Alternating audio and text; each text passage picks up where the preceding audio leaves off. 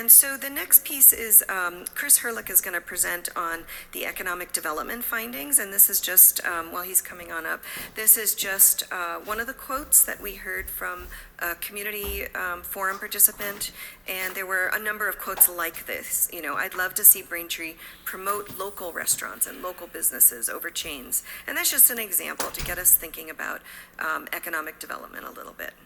Okay, Chris.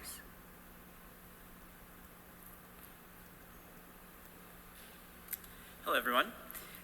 Some of you may have been in the public forum, so this might be a little bit of repeat spiel for you. But when we talk about economic development at RKG, while we are talking about jobs and we are talking about real estate and the physical changes that happen in a community, we also think more holistically about how we can improve quality of life for residents. And that's really the outcome that we're looking for with economic development.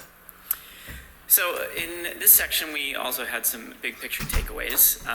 We noticed that Braintree is in great position to take advantage of some regional trends, while at the same time also supporting strong local businesses and small businesses within the town.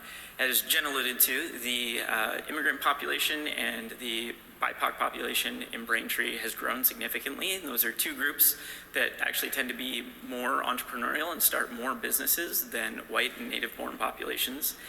So that could present an opportunity in that category. But that, of course, also inspires some questions. And alluding to the quote from the previous slide, we want to think about how we support new businesses, and if we want to support new businesses, and what kinds of business formation we'd really like to see here in Braintree. And then, of course, what kinds of spaces would those properties need? What kinds of properties are appropriate for them? And as I mentioned before, if you have people with a lot of entrepreneurial spirit, there might be ways that you can help them achieve some of their dreams and their goals from a business perspective. We also noticed that employment has actually shrunk in Braintree over the past decade. It's shrunk by a little over a percentage point. At the same time, there are some key sectors that have grown in spite of the overall shrinkage. And we're thinking specifically about transportation and warehousing, seen some growth, real estate and leasing seen some growth, and also although overall professional, scientific, and technical services has shrunk, there are some subsectors within that, including the life sciences industry, that have seen some quite notable growth.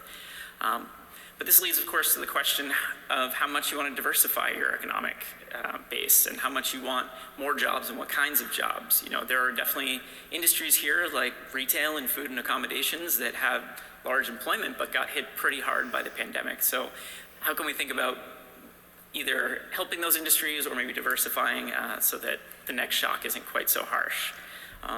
We also noticed in our study that there are development opportunities throughout town, and the nature of development in those places will probably have to be different than it has in the past. Greenfield development is likely not an option in many instances, and so there are going to be other forms that this will need to take. So we need to think about where large-scale development is going to be appropriate versus where smaller-scale interventions might be. So as I mentioned, there's really a diverse population here. It's growing, albeit slowly, but it is growing again after a long time. And this presents opportunity for new business, not just because of the diverse population, but more population means more customers who need more goods and more services. There's also a significant influx during the daytime, a lot of people coming to Braintree for work. That could present an opportunity for businesses that are here. It also, as Juliette may tell you in a few minutes, can complicate things from a transportation standpoint if you have a lot of people commuting in from out of town. But at the same time, one of the reasons people commute in from out of town are the amazing regional transportation connections that Braintree has. And these are an incredible opportunity that the town can capitalize on in attracting new businesses.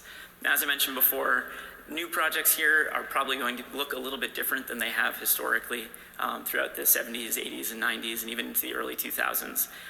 So we're going to think about which modes are maybe most desirable and where they'll fit in best.